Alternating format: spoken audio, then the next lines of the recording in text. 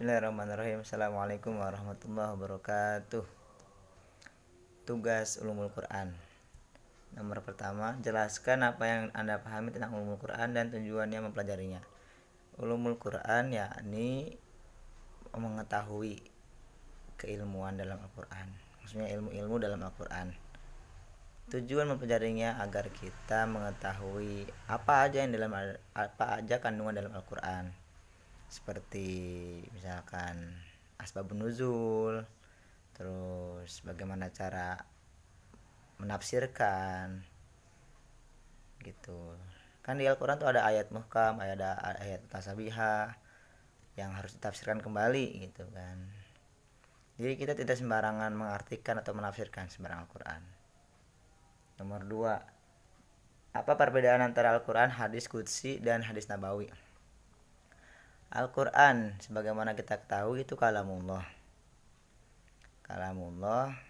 atau firman Allah, fix, itu nggak bisa diubah.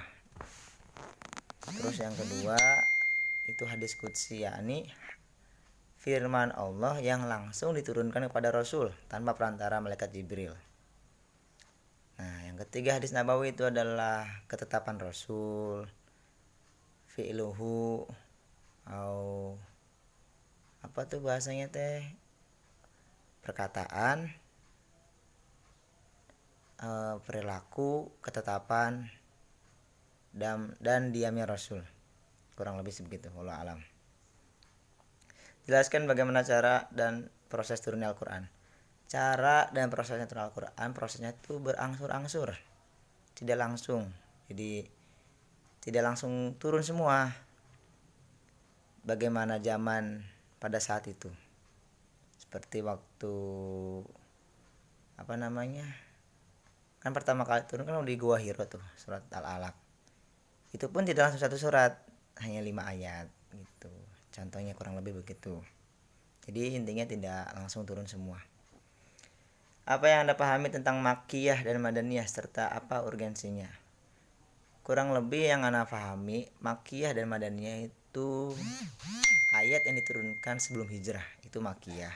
Karena Rasulullah pertama kali berdakwah itu di Mekah, dan Madaniyah itu setelah hijrah di Madinah gitu. Wallahu alam.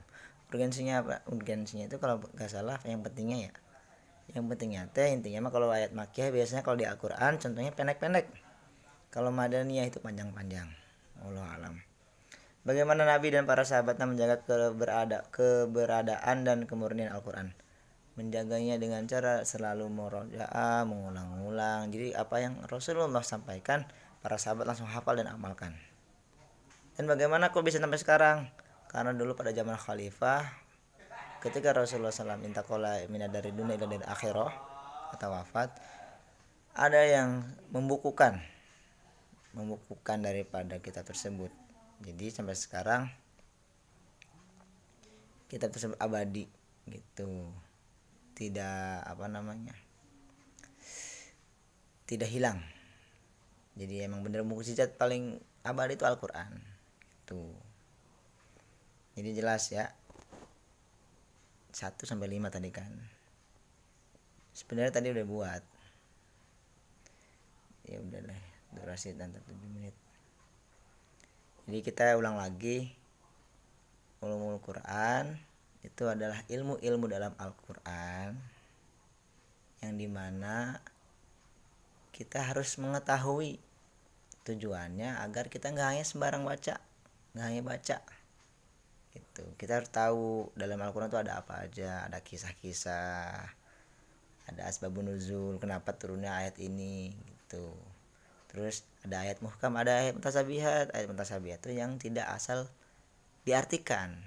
Contoh yadullah ya fawqa aidihim. Kan yadun kan tangan. Gitu kan. Allah alam.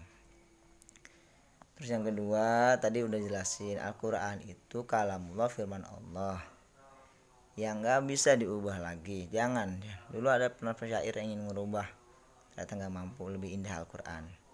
Hadis qudsi, hadis yang disampaikan Rasulullah, maksudnya firman Allah yang disampaikan langsung oleh Rasulullah tanpa perantara malaikat Jibril. Karena kalau Al-Quran itu diperantarakan dulu ke malaikat Jibril, baru langsung disampaikan kepada Rasulullah. Kalau hadis qudsi enggak, langsung dari Allah menyampaikan kepada Nabi Allah gitu.